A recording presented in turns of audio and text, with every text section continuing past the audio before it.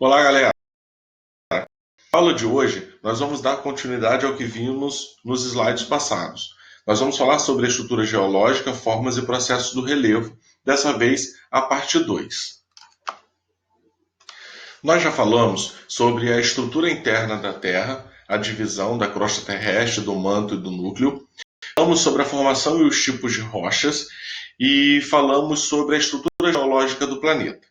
Nesse momento, nós vamos ver agora a formação e a transformação do relevo terrestre. E para isso a gente começa a falar um pouco sobre os agentes internos de formação e transformação desse relevo. Um dos agentes internos que nós temos se chama movimento das placas tectônicas.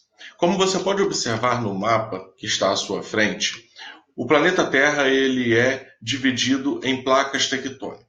A crosta terrestre ela é dividida em partes. E essas partes se movimentam a partir do movimento do magma no interior da Terra. Esses movimentos, que são chamados de movimentos das placas tectônicas, são divididos em três tipos: movimento convergente, movimento divergente e movimento transformante ou transcorrente ou conservativo. E a gente pode observar nesse mapa que a crosta terrestre está subdividida e todas essas linhas azuis que vocês estão observando demarcam o território de uma placa tectônica. O movimento das placas tectônicas, chamados de movimento convergente, trazem como resultados na formação do relevo terrestre o que nós conhecemos como dobramentos modernos. O que isso significa? O movimento convergente é aquele movimento de choque das placas. E quando as placas tectônicas se chocam, vocês podem observar nessa primeira imagem, uma placa tectônica se dobra sobre a outra, como se fizesse um enrugamento. Uma parte dessa placa tectônica volta se misturando com o magma e a outra se dobra na superfície. Esse movimento convergente de choque resulta no relevo chamado de dobramentos modernos. O que são esses dobramentos? Resultado do choque da placa tectônica, que se dobra uma sobre as outras, e são modernos, foram as últimas cadeias de montanhas que se formaram no planeta, que, por sinal, são as cadeias de montanhas mais altas que existem até hoje. Exemplos dela. Na imagem eu coloquei aqui a Cordilheira dos Andes, que fica aqui na América do Sul. Existe também as Montanhas Rochosas nos Estados Unidos. Existe a Cordilheira do Himalaia, que se localiza na Ásia e tem o Monte Everest como o ponto mais alto. Então são essas cadeias de montanhas que se formaram através do choque das placas tectônicas, ou seja, movimento convergente. Se por um lado as placas tectônicas se chocam, por outro lado elas divergem, formando o movimento divergente, ou seja, o movimento de afastamento das placas tectônicas. Quando uma placa tectônica se afasta da outra. Você pode observar nessa imagem o afastamento da placa tectônica. E como resultado no relevo terrestre, nós temos um exemplo que são os rifts. Essa aqui é uma imagem do Rift Valley, que fica localizado na África, onde as placas tectônicas se afastam e acabam aumentando a crosta terrestre num determinado espaço. Quando isso acontece dentro do oceano, como exemplo no Oceano Atlântico, que vocês podem observar nessa imagem, entre a América e o continente africano e europeu, você vai observar que há um aumento do assoalho submarino. O que isso significa? Que o Oceano Atlântico ele está aumentando as suas dimensões ao longo dos anos que se passam. É claro que em poucos centímetros, mas isso vem acontecendo ao longo dos anos. Enquanto o Oceano Pacífico, que sofre com os choques das placas tectônicas, vem diminuindo seu espaço ao longo dos anos. Então há um constante movimento do continente americano em relação ao continente africano e ao continente europeu. Então eles estão se afastando ao longo dos anos. Esses movimentos divergentes, eles podem dar resultados ao que conhecemos como rift.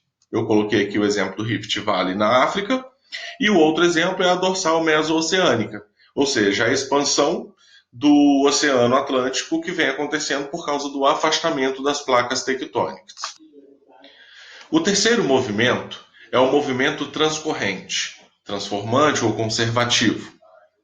E esse movimento não é de afastamento e não é de choque, mas é um movimento de lado a lado. Ou seja, você vê aqui nessa imagem as placas tectônicas se movendo uma lado a lado a outra. Um exemplo disso é a falha de San Andreas, que inclusive tem até filmes que falam sobre isso, documentários, vocês podem pesquisar e dar uma olhada, e que fica localizado no estado da Califórnia, nos Estados Unidos, e essa parte está na parte continental.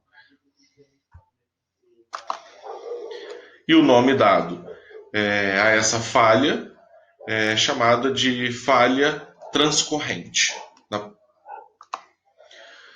Um outro agente modelador e formador do relevo é o vulcanismo, que estão localizados em áreas de choque tectônicas ou áreas de afastamentos, em que nessas áreas ocorrem erupções vulcânicas. Como nós vimos lá na formação das rochas, essas erupções vulcânicas elas formam a partir do momento que esse magma é expelido para fora da crosta terrestre, ele resfria, formando rochas. Eu coloquei aqui para que a gente possa ver todo esse magma escorrendo nas regiões. Em algum momento, um magma considerada basalto, que se resfria na crosta terrestre, ou seja, é uma rocha magmática extrusiva. E aqui eu coloquei uma imagem do Morro de São João, que está na nossa região, e que a gente consegue observar de vários pontos. Esse Morro de São João é um vulcão extinto, que não entra mais em erupção. E por que ele não entra mais em erupção? Porque hoje o Brasil localiza próximo a uma área de choque ou de afastamento das placas tectônicas. Se você observar esse mapa, vai perceber que o Brasil está na sul-americana, nessa região onde a setinha está passando, ou seja, longe da área de choque das placas tectônicas. E isso faz com que a gente esteja no centro de uma placa, ou seja, longe de uma área de intensa intensidade sísmica. Os sísmicos, que também são considerados resultantes da formação importante na formação do relevo, também estão ligados aos movimentos das placas tectônicas. Geralmente eles acontecem em áreas de encontro de afastamento ou de transcorrência dessas placas tectônicas. E nessa imagem a gente pode observar que é considerado o hipocentro de um abalo sísmico ou de um terremoto a área onde ele acontece, ou seja, a área de contato da placa tectônica interior da crosta terrestre, e o epicentro é onde ocorre o maior abalo na parte superficial, ou na superfície da crosta terrestre. Então, o hipocentro é no centro, onde ocorre o contato, e o epicentro é na parte da crosta terrestre, onde acontecem os abalos. Aqui a gente tem uma imagem só ilustrativa, né, de uma rua antes e depois de abalos sísmicos, de terremotos, né? E essa destruição ela pode acontecer de uma forma grandiosa.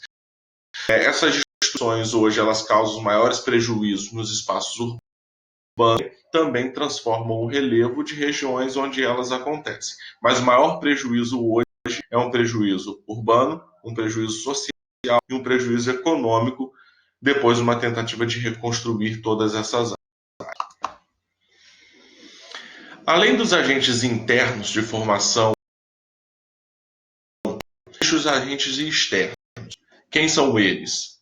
A força da água, a força do vento, a mudança da temperatura, são os principais fatores que transformam o relevo. Eu coloquei aqui um esqueminha para que a gente possa entender essa ação dos agentes internos. Primeiro, o intemperismo. O que é intemperismo? É a decomposição, é a desintegração de uma determinada área, de um determinado solo, de uma determinada rocha. E essa decomposição e desintegração acontece através da ação do vento, da água e da temperatura naquele lugar. No momento em que ocorre a decomposição, Em áreas mais elevadas pode ocorrer o processo de erosão, que é a junção do intemperismo mais o transporte, que leva esses sedimentos de um lugar para o outro.